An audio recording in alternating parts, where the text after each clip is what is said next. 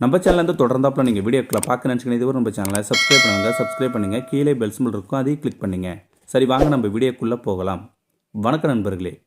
ஒரு பெரிய வணிக அங்காடியில் ஒரு 5 வயது மதிக்கத்தக்க சிறுவன் பணம் செலுத்துபவரிடம் உரையாடி கொண்டிருந்தான்.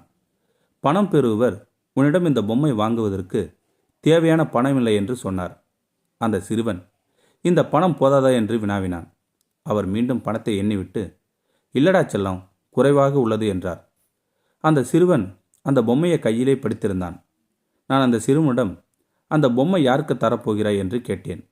அதற்கு அந்த சிறுவன் அது தன் தங்கைக்கு ரொம்ப பிடித்ததாகவும் அவள் பிறந்தநாள் அன்று அவளுக்கு பரிசளிக்கப் போவதாகவும் கூறினான். மேலும் அவன் பேசத் தொடர்ந்தபோது என் இதயம் நின்றுவிட்டது போல் உணர்ந்தேன்.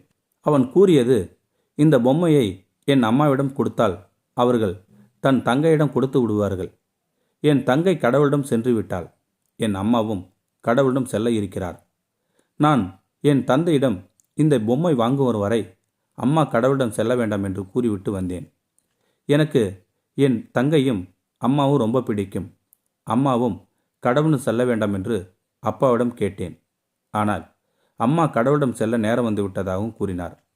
மேலும் அவன் கையில் அவனுடைய புகைப்படம் ஒன்றை வைத்திருந்தான்.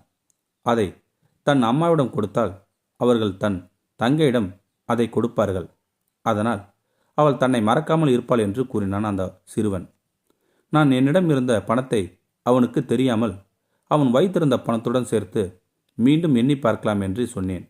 அவனும் இசைந்தான். நாங்கள் எண்ணிய போது போதிய பணத்திற்கு மேல் இருந்தது. அவன் கடவுளுக்கு நன்றி கூறினான் அந்த சிறுவன். நான் கனத்த மனதுடன் அங்கிருந்து நகர்ந்தேன். பின்னர் உள்ளூர் தினசரி பத்திரிகை ஒன்றில் படித்தது என் நினைவிற்கு வந்தது. மகிழ்வுந்தில் கார் பயணம் செய்த அம்மாவும் மற்றும் மகள் மீது ஒரு திறந்த சரக்கு வண்டி ட்ரக் மோதி விபத்துக்குள்ளானது என்றும் அதன் ஓட்டுநர் குடித்திருந்ததாலேயே விபத்து நிகழ்ந்தது என்றும் வந்த அந்த செய்தி வந்தது.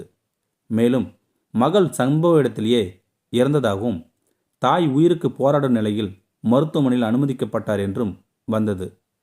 ஆனால் அம்மா சைத்திய கோமா நிலையில் உள்ளார் என்றும் வந்த செய்தி அந்த சிறுவனின் மகனா என்று நினைத்து கொண்டேன் நான். 2 நாள் கழித்து தினசரி பத்திரிகையில் அந்த செய்தி விபத்துக்குள்ளான பெண் இறந்துவிட்டாள் என்றும் வந்தது. நான் அவரது இறுதி சடங்கிற்கு சென்றேன். அச்சிறுவனின் அம்மா சடலமாக கிடந்தாள். கையில் சிறுவனின் புகைப்படமும் அந்த பொம்மையும் இருந்தது. அங்கிருந்து கனத்த இதயத்துடன் திரும்பினேன்.